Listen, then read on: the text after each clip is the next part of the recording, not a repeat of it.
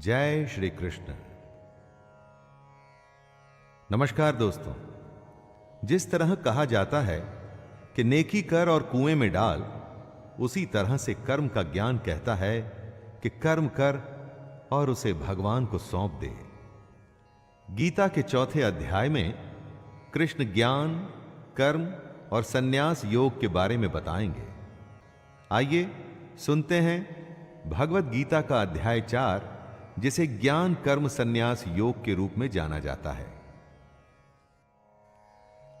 श्री भगवानुवाच इमं विवस्वते योगं प्रोक्तवानहमव्ययम् विवस्वान्मनवे प्राह मनुरिक्ष्वाकवे ब्रवीत। श्री भगवान बोले, मैंने इस कभी खत्म न होने वाले योग को सूर्य से कहा था। सूर्य ने यह जानकारी अपने पुत्र वैवस्वत मनु को दी और मनु ने अपने पुत्र राजा इक्ष्वाकु से कहा। श्री कृष्ण कौन थे दोस्तों? कृष्ण एक योगी थे। सृष्टि के आदि और अंत, बिगिनिंग और एंड, सब कुछ वो जानते थे। वो हर समय मौजूद थे और वो हमेशा ही मौजूद भी रहेंगे। योग अर्थात ज्ञान योग और कर्म योग, जिसका कभी नाश नहीं हो सकता। आखिर कहां से आया इस योग का ज्ञान? भगवान श्री कृष्ण उसी की जानकारी दे रहे हैं।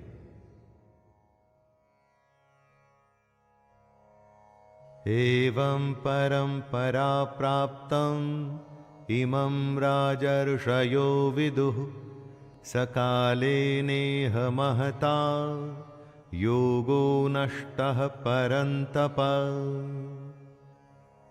हे परंतप अर्जुन, परंपरा चलती रही और कई राजर्षियों को इसकी जानकारी हो गई, लेकिन उसके बाद वह योग बहुत काल से इस पृथ्वी लोक में गायब हो गया। ज्ञान कहीं न कहीं से आता है और उसके बाद वो धीरे धीरे फैलना शुरू होता है। यह ज्ञान कृष्ण से सूर्य और इस तरह से गीता के माध्यम से हम लोगों तक आया। सैकड़ों हजारों सालों का सिलसिला है ये तो, लेकिन बीच में ऐसा भी समय था जब यह ज्ञान योग पृथ्वी पर से गायब हो गया था। ज्ञान बढ़ाने से बढ़ता है और घटाने से खत्म होने लगता है।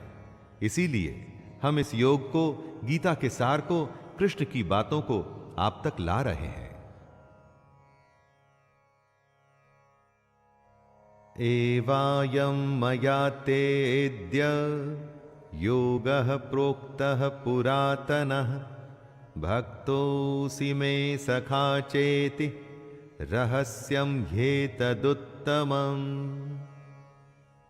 खजाने को खुले में नहीं रखा जाता, उसी तरह से रहस्य भी खुल के सामने नहीं आता, धीरे धीरे आता है।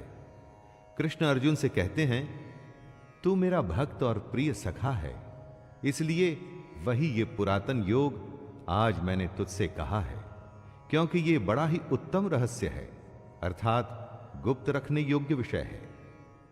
अर्जुन कृष्ण का भक्त भी है और मित्र भी, इसीलिए कृष्ण उसे ये सदियों पुराना योग बता रहे हैं, सिखा रहे हैं और ये भी कह रहे हैं कि वैसे तो ये गुप्त रखने की बात है, लेकिन वो अपना सब कुछ अर्जुन को बता रहे हैं। यहां पर गुप्त रखने से मतलब है कि इतने बड़े ज्ञान का सम्मान हो, इसे सामान्य विद्या न समझा जाए। अर्जुन उवाच अपरं भवतो जन्म परं जन्म विवस्वतः कथमेतद्विजानीयाम् त्वमादौ प्रोक्तवानिति।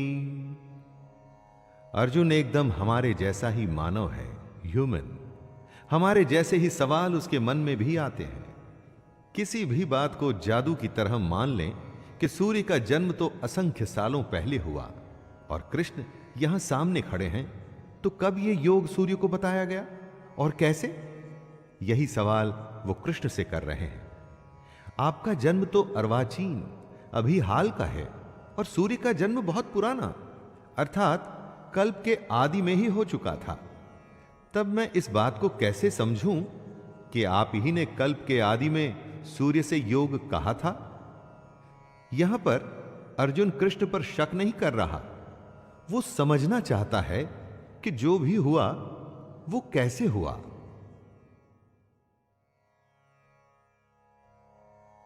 श्री भगवानुवाच बहूनि मे व्यतीतानि जन्मानि तव चार्जुन तान्यहं वेद सर्वाणि न त्वं वेत्थ परन्तप। दोस्तों, भक्त नहीं जानता, लेकिन भगवान सब जानता है। साधक मतलब कि साधना करने वाला ये नहीं जानता, लेकिन महापुरुष सब कुछ जानता है। जो आंखों से दिखता है वो तो सब जान सकते हैं, इसमें विशेष क्या हुआ, स्पेशल क्या है?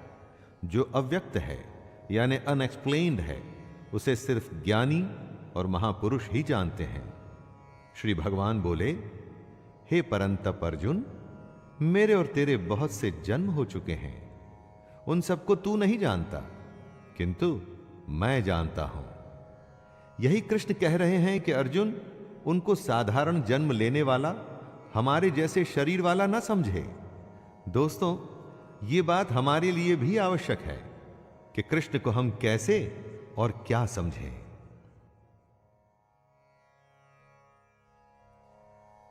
अजोऽपि सन्नव्ययात्मा भूतानामीश्वरोऽपि सन् प्रकृतिं स्वामधिष्ठाय संभवाम्यात्मया। कृष्ण अपने रूप, अपने अस्तित्व को समझाते हुए कह रहे हैं, मैं अजन्मा हूं, यानी मेरा कभी जन्म नहीं हुआ। मैं अविनाशी हूं, अर्थात मेरा कभी नाश नहीं हो सकता। मैं समस्त प्राणियों का ईश्वर होते हुए भी अपनी प्रकृति को अधीन करके अपनी योग माया से प्रकट होता हूं। जिसका जन्म होता है उसकी मृत्यु निश्चित है। तो जिसे अर्जुन देख रहा था वो क्या था? क्योंकि वो तो कभी जन्मे ही नहीं।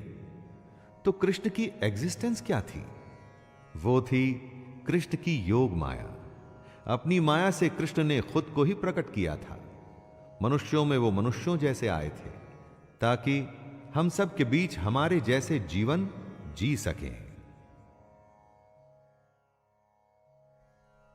यदा यदा हि धर्मस्य ग्लानिर्भवति भारत अभ्युत्थानमधर्मस्य तदात्मानं सृजाम्यहम्। हे भारत, जब जब धर्म की हानि होती है, अधर्म बढ़ जाता है, तब तब ही मैं अपने रूप को रचता हूं और इस दुनिया के सामने प्रकट होता हूं। हर काल में धर्म का नाश होता है, यानी कि अधर्म, करप्शन, पाप बढ़ने लगता है। तब किसी न किसी की जरूरत पड़ती है दोस्तों, जो आए और सब कुछ ठीक करे। जब जब धर्म खतरे में आता है, तब तब कृष्ण अपना एक रूप रचते हैं और हमारे बीच में प्रस्तुत होते हैं, प्रकट होते हैं। और इसी प्रकट होने को ही अवतार कहते हैं। हर युग में आपको एक अवतार की कहानी मिलेगी जो धर्म की स्थापना के लिए धरती पर जन्म लेता है।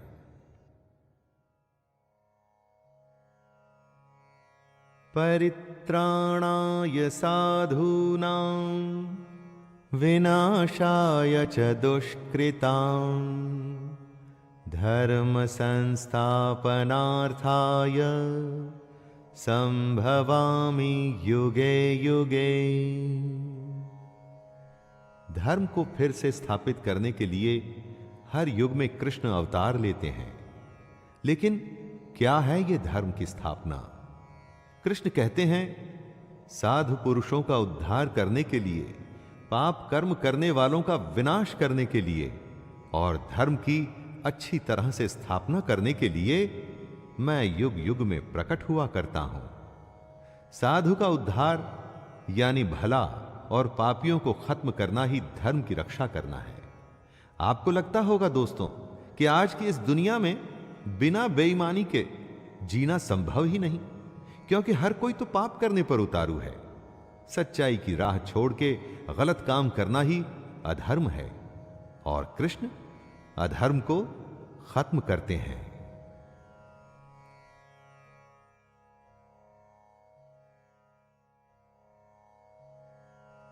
जन्म कर्म च मे दिव्यम एवं यो वेत्ति तत्त्वतः त्यक्त्वा देहं पुनर्जन्म नैति मामेति सोऽर्जुन। कृष्ण कहते हैं कि उनका जन्म अलौकिक है, यानी इस लोक का नहीं। जैसे हम सबका जन्म होता है वैसे कृष्ण का जन्म नहीं हुआ। जो ये बात समझ लेता है वो शरीर को त्याग कर फिर जन्म को प्राप्त नहीं होता, बल्कि वो सीधे कृष्ण को ही प्राप्त होता है। मनुष्य के जन्म का एक तरीका है, हम वो ही समझ सकते हैं, लेकिन कृष्ण उनका जन्म दिव्य और अलौकिक होता है, डिवाइन और इस दुनिया से अलग। इसीलिए उनके अस्तित्व को आसानी से नहीं समझा जा सकता। लेकिन जो भी कोई इस बात को समझ जाता है वो भी जन्म और मृत्यु के चक्कर से निकल सीधा कृष्ण को ही प्राप्त होता है। ज्ञान की बात है तो आसानी से कैसे समझ में आएगी दोस्तों, और अगर समझ आ गई तो फिर किसी ज्ञान की जरूरत ही नहीं रहेगी।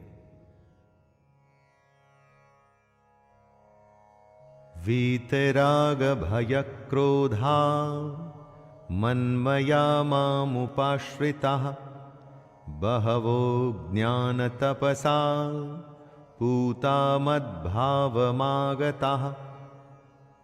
जिनमें मोह, गुस्सा और डर खत्म हो चुका है, जो कृष्ण से प्रेम करते हैं, जो कृष्ण के भक्त हैं, उनके कहे ज्ञान पर सच्चे मन से चलते हैं, वो कृष्ण को ही प्राप्त हो जाते हैं। जिन्होंने अपने अंदर के मोह, गुस्से या डर जैसे भावों को खत्म कर दिया है, यानी कि अपनी इंद्रियों को वश में कर लिए हैं और खुद को जो कृष्ण को सौंप चुके हैं, उन्हें भगवान की प्राप्ति हो चुकी है, उन्हें मोक्ष मिल चुका है। इस दुनिया में रह के उस दुनिया की बात आप समझेंगे कैसे दोस्तों? अगर उसकी माया समझनी है तो पहले अपनी फीलिंग्स और अपनी इंद्रियों को कंट्रोल करिए।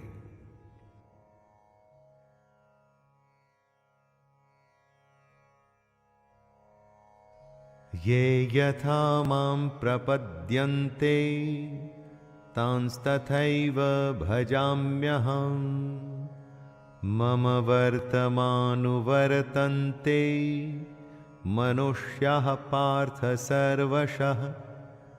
हे अर्जुन, जो भक्त मुझे जिस प्रकार भजते हैं मैं भी उनको उसी प्रकार भजता हूं, क्योंकि सभी मनुष्य मेरे ही बताए रास्ते पर चलते हैं। दोस्तों, कृष्ण यहां पर कितनी बड़ी बात कह रहे हैं। जो उनको भजते हैं कृष्ण वापस से उनको उसी प्रकार भजते हैं। कहने का अर्थ है कि जो कृष्ण के स्वरूप को, उनके ज्ञान को और उनकी कही बातों को अच्छे से समझ जाता है, वो एक तरह से कृष्ण में मिल जाता है। यहां भजने से मतलब पूजा पाठ या आरती मत समझ लीजिएगा दोस्तों। सच्चे अर्थों में भगवान को भजने का मतलब है उसकी कही बातों पे चलना।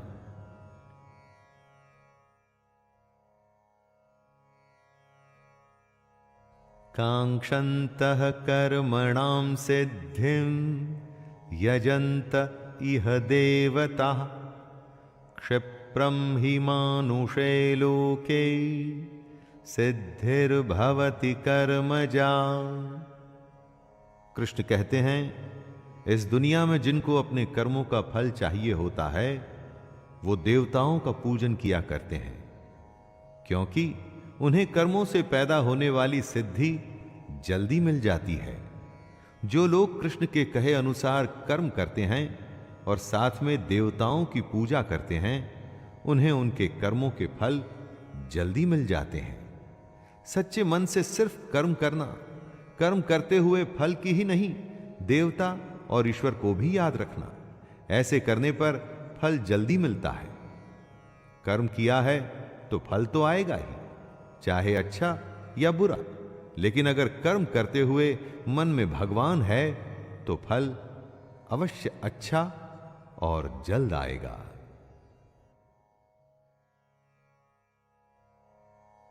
चातुर्वर्ण्यं मया सृष्टं गुणकर्म विभागशः तस्य कर्तारमपि मां विद्य कर्तारमव्ययम्। यहां कृष्ण हमारे समाज की सबसे बड़ी सच्चाई जो हम भूल चुके हैं उसके बारे में बता रहे हैं। ब्राह्मण, क्षत्रिय, वैश्य और शूद्र, इन 4 वर्णों का समूह गुण और कर्मों के विभाग पूर्वक मेरे द्वारा रचा गया है। इस प्रकार उस सृष्टि रचनादि कर्म का कर्ता होने पर भी मुझ अविनाशी परमेश्वर को तू वास्तव में अकर्ता ही जान। जिसे हम जात या जाति कहते हैं वो आपके गुण और कर्म पर निर्भर करती है दोस्तों, जन्म पर नहीं। हो सकता है कि आपका जन्म एक अच्छे घर में हुआ हो, आपके माता और पिता अच्छे इंसान हो, लेकिन अगर आप धूर्त हैं, झूठ बोलते हैं या गलत काम करते हैं तो क्या आपको भी सच्चा और अच्छा कहा जाएगा? ना, कभी नहीं।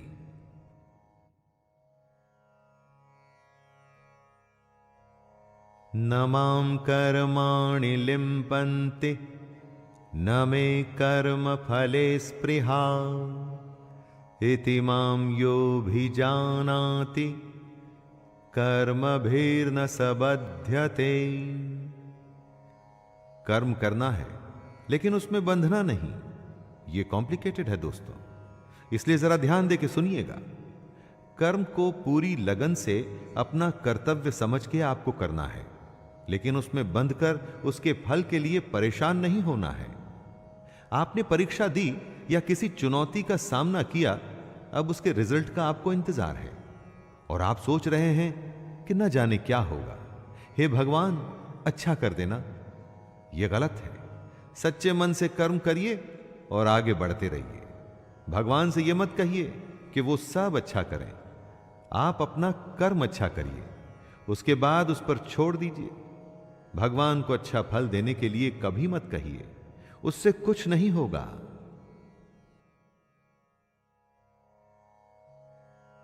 एवं ज्ञात्वा कृतं कर्म पूर्वैरपि मुमुक्षुभिः कुरु कर्मैव तस्मात् त्वं पूर्वैः पूर्वतरं कृतं।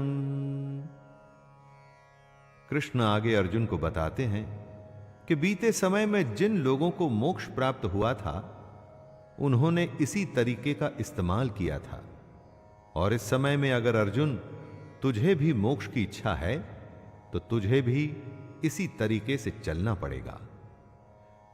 कृष्ण पूर्वजों के तरीके को समझाते हुए अर्जुन से कह रहे हैं दोस्तों कि उससे पहले भी कितने ही लोग निष्काम कर्म को समझ ईश्वर को प्राप्त हुए थे। उसी तरह से अर्जुन को भी इस बने बनाए तरीके पे चल ईश्वर को पाना चाहिए। दुनिया कितनी भी बदल जाए, दुनिया के नियम नहीं बदलते। जैसे जन्म और मृत्यु अटल है, उसी तरह से मेहनत करने पर अच्छा फल मिलेगा, ये भी अटल है। किम कर्म किम कर्मेति कवयोप्यत्र मोहिताः तत्ते कर्म प्रवक्ष्यामि यज्ञ ज्ञात्वा मोक्षसे शुभात्। कंफ्यूजन की स्थिति को दूर करते हुए भगवान श्री कृष्ण कहते हैं, कर्म क्या है और अकर्म क्या है। इस प्रकार इसका निर्णय करने में बुद्धिमान पुरुष भी मोहित हो जाते हैं। इसलिए वह कर्म तत्व मैं तुझे भली भांति समझाकर कहूंगा, जिसे जानकर तू अशुभ से अर्थात कर्म बंधन से मुक्त हो जाएगा। आखिर कर्म होता क्या है? कुछ भी करने को क्या कर्म कहते हैं? हर समय हम इस शब्द का इस्तेमाल करते हैं, परंतु कृष्ण कर्म और अकर्म का भेद खोलेंगे और समझाएंगे कि कैसे इसको समझकर आप कर्म योग में लग सकते हैं और अपने जीवन में आगे बढ़ सकते हैं। कर्मणो ह्यपि बोद्धव्यम बोद्धव्यम च विकर्मणः अकर्मणश्च बोद्धव्यम गहना कर्मणो गतिः। कर्म क्या है यह समझना चाहिए और अकर्म क्या है यह भी समझना चाहिए, और साथ में विकर्म का स्वरूप भी जानना चाहिए, क्योंकि कर्म बहुत ही कॉम्प्लिकेटेड चीज है। 3 शब्दों में कहा है कृष्ण ने, कर्म, अकर्म और विकर्म, यानी कुछ करना, कुछ न करना और कुछ विशेष करना। ये बातें सुनकर दोस्तों आपको फिलॉसफी लगेगी, सत्संग के ज्ञान की तरह लगेगा, लेकिन अगर आप इन बातों को समझ जाएं तो यकीन मानिए हमारी प्रैक्टिकल दुनिया में आपका जीना एकदम आसान हो जाएगा। और यही वजह है कि कृष्ण कर्म, अकर्म और विकर्म को समझाना चाहते हैं। कर्मण्य कर्म यह पश्येद कर्मणि च कर्म यह सबुद्धिमान मनुष्येषु सयुक्तः कृत्स्न कर्म कृत। जो मनुष्य कर्म में अकर्म देखता है और जो अकर्म में कर्म देखता है, वो और लोगों से ज्यादा इंटेलिजेंट है, और ऐसा योगी समस्त कर्मों को करने वाला है। कर्म में अकर्म देखने का मतलब क्या हुआ? यानी जो मनुष्य कर्म करता है लेकिन उस पर घमंड नहीं करता कि करने वाला वो खुद है, वो कर्म में अकर्म को देख रहा है, कर्म को कर्तव्य मान के कर रहा है, लेकिन दुनिया जहान में या खुद अपने आप से उसका डंका नहीं पीटना चाहिए। दोस्तों, उसे यह नहीं करना चाहिए कि मैंने ये कर दिया या वो कर दिया। अपना काम करना है, उसके फल के बारे में नहीं सोचना है, और अपने अगले काम, अगले कर्तव्य में लग जाना है। यही है कर्म में अकर्म को देखना। यस्य सर्वे समारंभाः काम संकल्प वर्जिताः ज्ञानाग्निदग्ध कर्माणं तमाहुः पंडितं बुधाः। कृष्ण कर्म को आगे समझाते हुए कहते हैं, जिसके शास्त्रों द्वारा ठीक बताए गए कर्म बिना कामना और संकल्प के होते हैं, तथा जिसके सारे कर्म ज्ञान रूप अग्नि द्वारा भस्म हो गए हैं, उस महापुरुष को ज्ञानी जन भी पंडित कहते हैं। दोस्तों, सीधी भाषा में इसे यूं समझिए कि कर्म करना है और उसे भूल जाना है। लेकिन कौन सा कर्म? शास्त्र सम्मत। जी हां, शास्त्र सम्मत।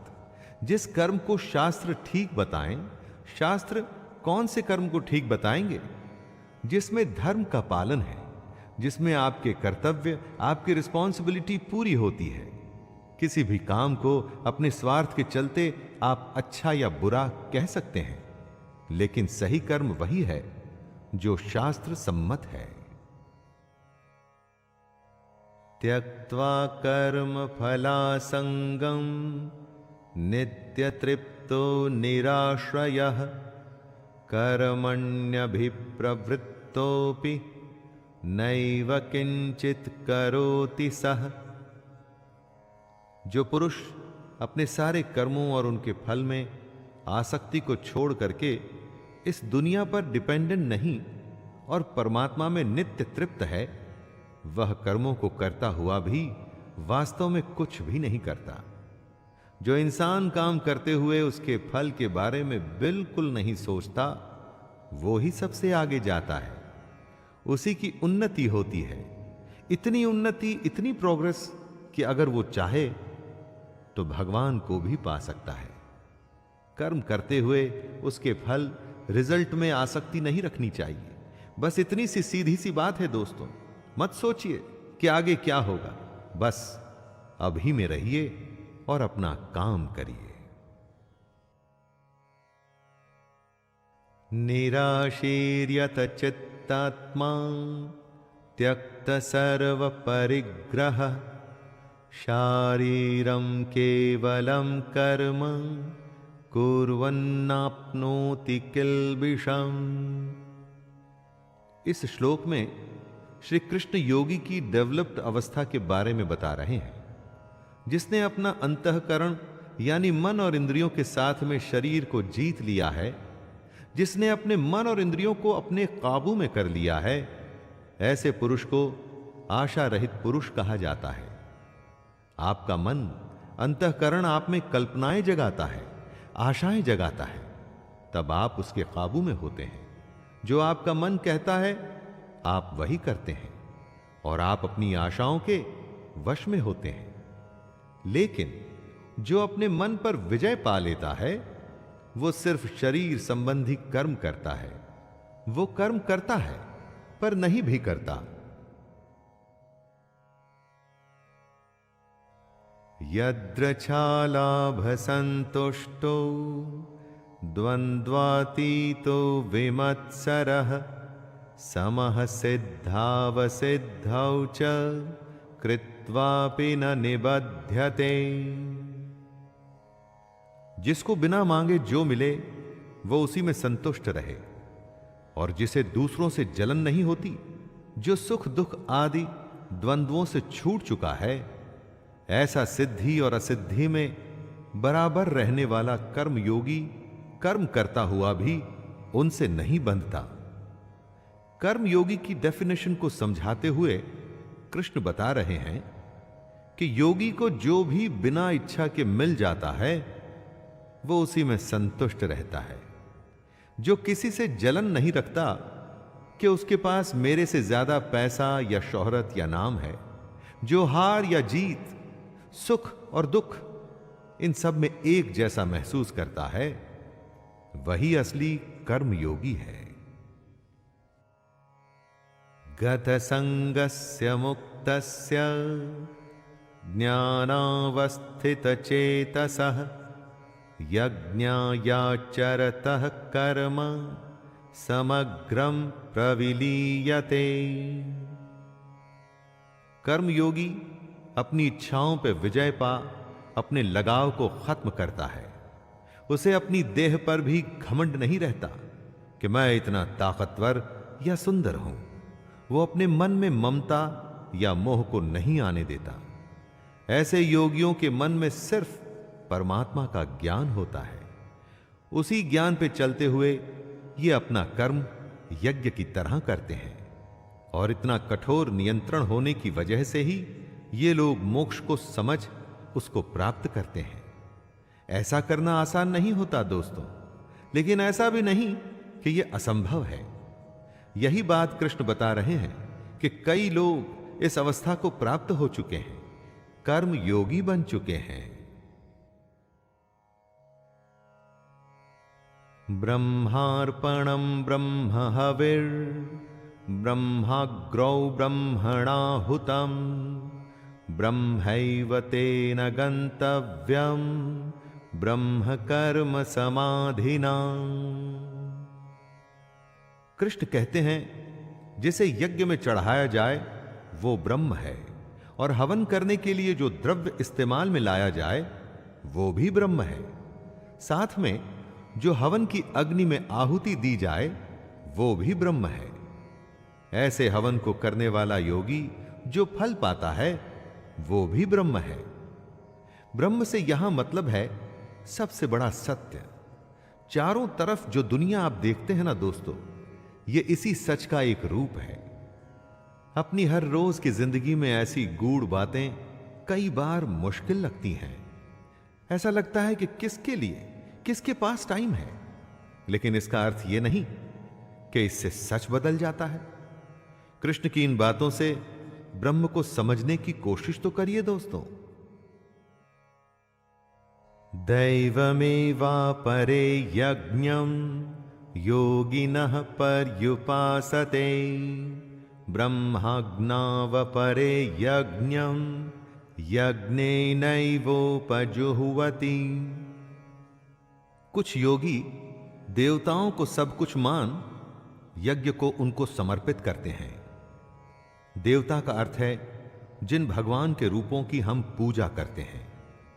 यही यज्ञ का एक रूप होता है जो हमारे जैसे लोगों के लिए है। जो पहुंचे हुए कर्मयोगी होते हैं वो यज्ञ में अपना सब कुछ ब्रह्म को सौंपते हैं। उनका हर अनुष्ठान ब्रह्म के लिए होता है। चाहे आप राम, कृष्ण, शिव या दुर्गा या अपने किसी अभिष्ट को याद करके यज्ञ करें या ब्रह्म को सबसे बड़ा सच मान के कर्म करें, कोई फर्क नहीं पड़ता दोस्तों। बस ये ध्यान रखना है कि आपका कर्म भी एक यज्ञ है जिसमें आप उस ईश्वर को अपना सब कुछ सौंप के बस काम में लग जाते हैं।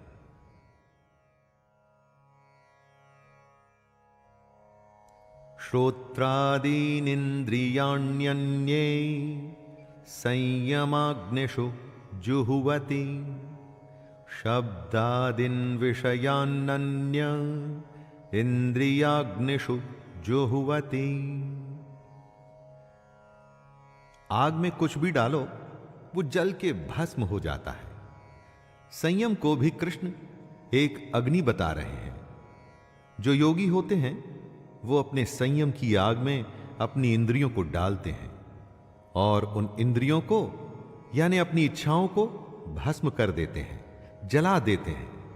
परंतु जो योगी नहीं होते, नादान होते हैं, वो ठीक इसका उल्टा करते हैं।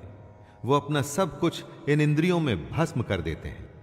किसी ने कुछ कहा जिससे आपको गुस्सा आ गया या किसी को देख आपके मन में जलन हुई कि उसकी कार मेरी कार से बड़ी कैसे, वगैरह वगैरह। बस इसी तरह की बातों में नादान लोग खुद को जला डालते हैं।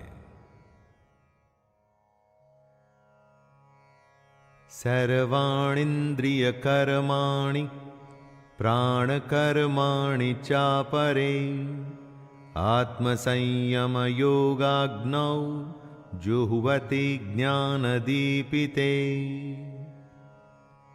अपनी इंद्रियों को, अंतःकरण को वश में करने का सबसे बड़ा तरीका है ज्ञान। ज्ञान से ही योगी लोग अपने मन को नियंत्रण में लाते हैं। जब भी कोई बुरा विचार आता है तो उस समय उनका ज्ञान ही उन्हें बताता है कि उनके जीवन का लक्ष्य ये नहीं, कुछ और है। आप खुद सोचिए, हर काम के दो पहलू होते हैं। उसे करते हुए आपको पता होता है कि क्या सही तरीका और क्या गलत। तब आप कौन सा रास्ता चुनते हैं? यह ज्ञान ही तो है जो आपको सही रास्ता चुनने के लिए कहता है। कृष्ण हमें गीता के माध्यम से यही ज्ञान दे रहे हैं।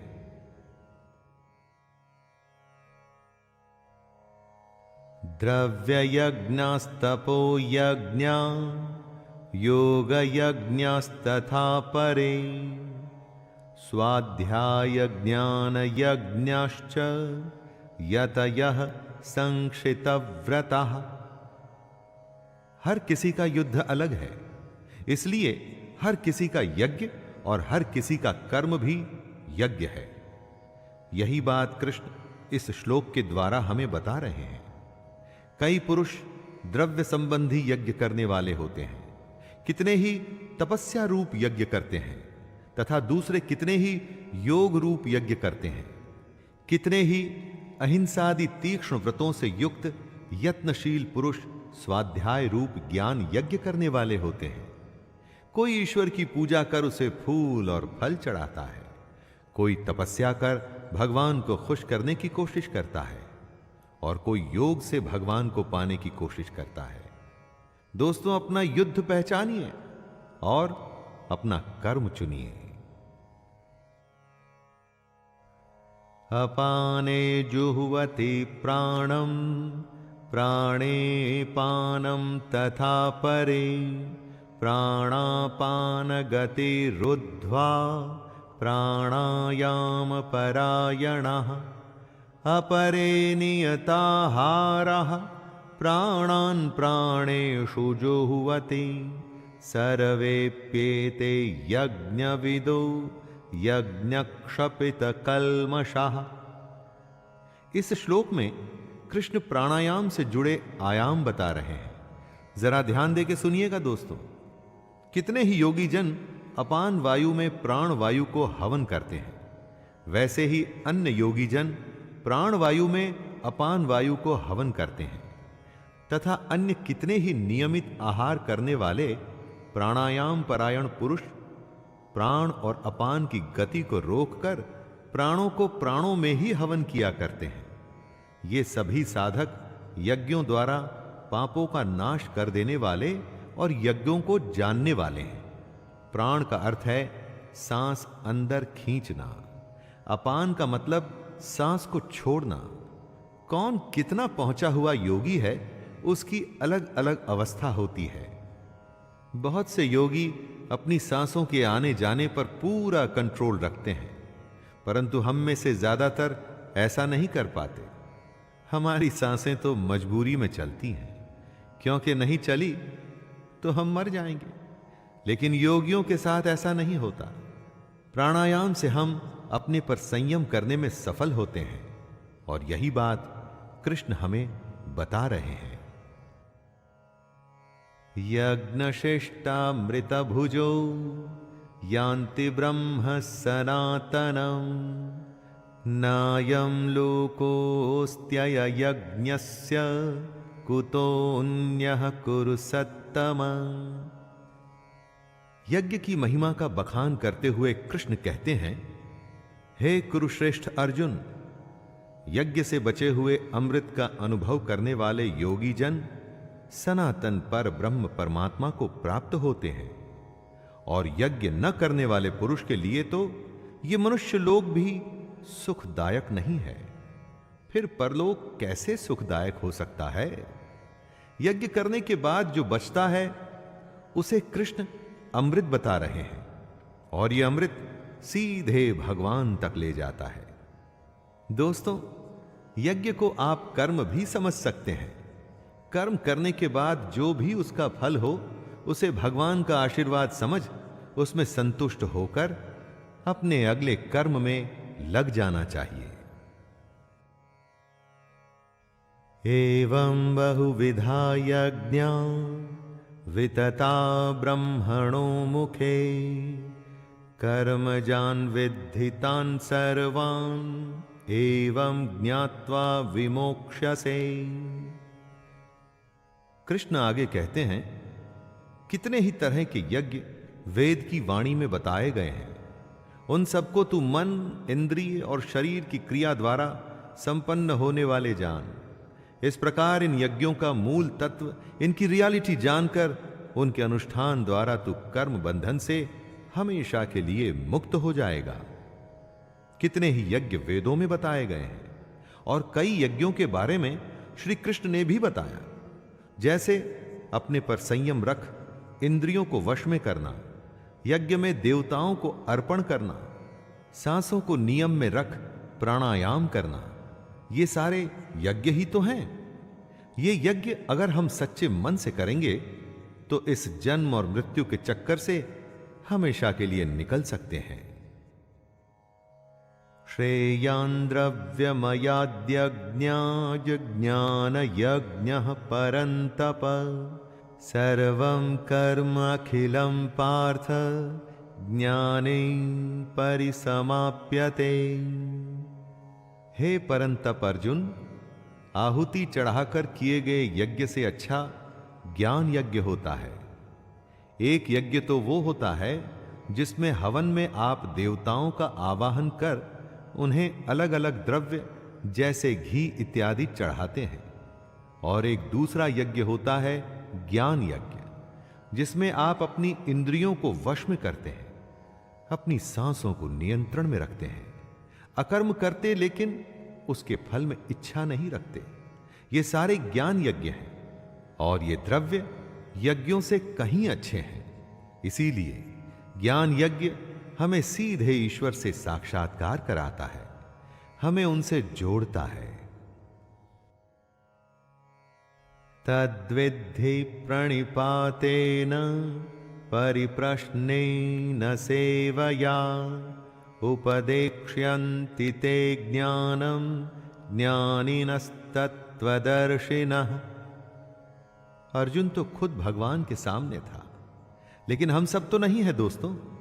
अगर ये ज्ञान हमें समझ नहीं आ रहा तो हम तत्वदर्शी ज्ञानी महापुरुष के पास जाके इस ज्ञान को या ब्रह्म को समझने की कोशिश कर सकते हैं।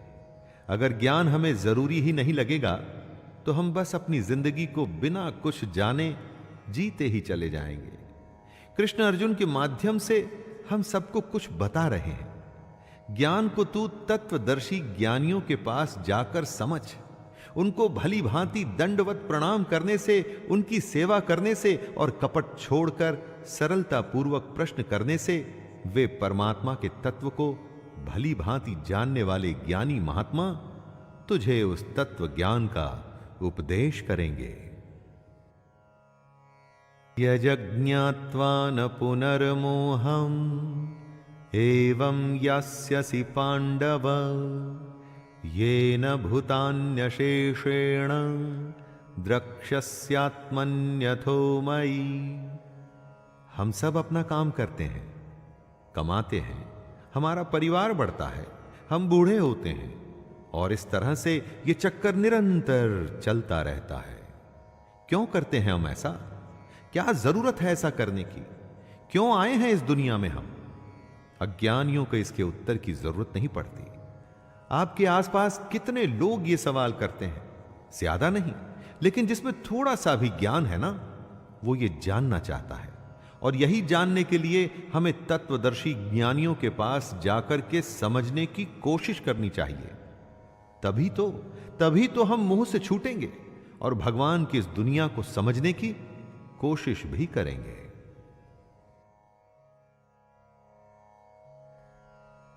अपि चेदसि पापेभ्यः सर्वेभ्यः पापकृत्तमः सर्वं ज्ञाप्लवेनैव वृजिनं संतरिष्यसि। यदि तू अन्य सब पापियों से भी अधिक पाप करने वाला है तो भी तू ज्ञान रूपी नौका द्वारा निसंदेह संपूर्ण पाप समुद्र से भली भांति तर जाएगा। दोस्तों, इसका मतलब यह मत लगाइएगा कि पहले पाप करिए फिर ज्ञान हासिल करिए और बच जाइए।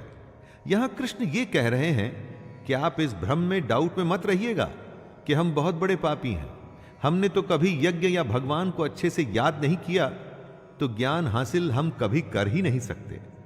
हर कोई कर सकता है। जिसमें इच्छा है ज्ञान को हासिल करने की, वो हर कोई कर सकता है। भगवान की असलियत जानने की, वो ज्ञान पे सवार होकर बाकियों से कहीं आगे भी निकल सकता है। तो देर किस बात की दोस्तों, आइए प्रारंभ करें। यथैधांसि समिद्धोऽग्निर्भस्मसात् कुरुतेऽर्जुन ज्ञानाग्निः सर्वकर्माणि भस्मसात् कुरुते तथा। हे अर्जुन, जैसे जलती हुई आग में ईंधन जलकर खत्म हो जाता है, वैसे ही ज्ञान रूप अग्नि हमारे सारे कर्मों को भस्ममय कर देती है। ईंधन को जब आप आग में डालते हैं तो ईंधन बचता नहीं, सब आग बन जाता है। उसी तरह से जब ज्ञान आपको प्राप्त हो जाता है, जब आप ज्ञानी बन जाते हैं, तो आपके कर्म भी खत्म हो जाते हैं। यहां पर दोस्तों, कर्मों के खत्म होने का मतलब यह नहीं है कि आप कर्म करना छोड़ देते हैं। इसका मतलब है कि आप कर्मों के बंधन से छूट जाते हैं। कर्म करते हैं उसे कर्तव्य मानकर, न कि उसके फल के लिए। यही तो ज्ञान है जिसे हम सबको जानना चाहिए। न हि ज्ञानेन सदृशं पवित्रमिह विद्यते तत्स्वयं योग संसिद्धः कालेनात्मनि विन्दति। ज्ञान हर किसी को शुद्ध कर देता है। कितने ही समय से कई लोगों ने कर्म योग के द्वारा ऐसे ज्ञान को हासिल किया है। अगर मन में इच्छा न हो तो आप काम नहीं करते। उसी तरह से अगर किसी के मन में ज्ञान को समझने की, उसे जानने की जिज्ञासा नहीं है तो उसे ज्ञान कैसे मिलेगा? मन में ज्ञान के प्रति सवाल पैदा करके कर्म योग से ज्ञान हासिल किया जा सकता है। ऐसा कृष्ण कह रहे हैं। जिसका मन साफ है, ज्ञान की इच्छा है और जो निष्काम कर्म करने के लिए तैयार है, वो ज्ञान हासिल कर सकता है। श्रद्धावान लभते ज्ञानम तत्परः संयतेन्द्रियः। ज्ञानम लब्ध्वा परां शांतिं चिरेणाधिगच्छति। इंद्रियों को जीतने वाले, मेहनत करने वाले और श्रद्धा रखने वाले मनुष्य को ज्ञान प्राप्त होता है तथा ज्ञान को प्राप्त होकर वह बिना देरी के उसी समय ही उसे भगवान की परम शांति मिलती है। जब आप एग्जाम, परीक्षा देने जाते हैं और अगर आपको सारे जवाब मालूम हैं तो परीक्षा देने में कोई परेशानी नहीं होती दोस्तों। उसी तरह से जो इंद्रियों के वश में करने की कोशिश कर रहा है, जिसके मन में ईश्वर के प्रति श्रद्धा है, उसको इस दुनिया की सच्चाई समझने में या ज्ञान हासिल करने में ज्यादा समय नहीं लगता।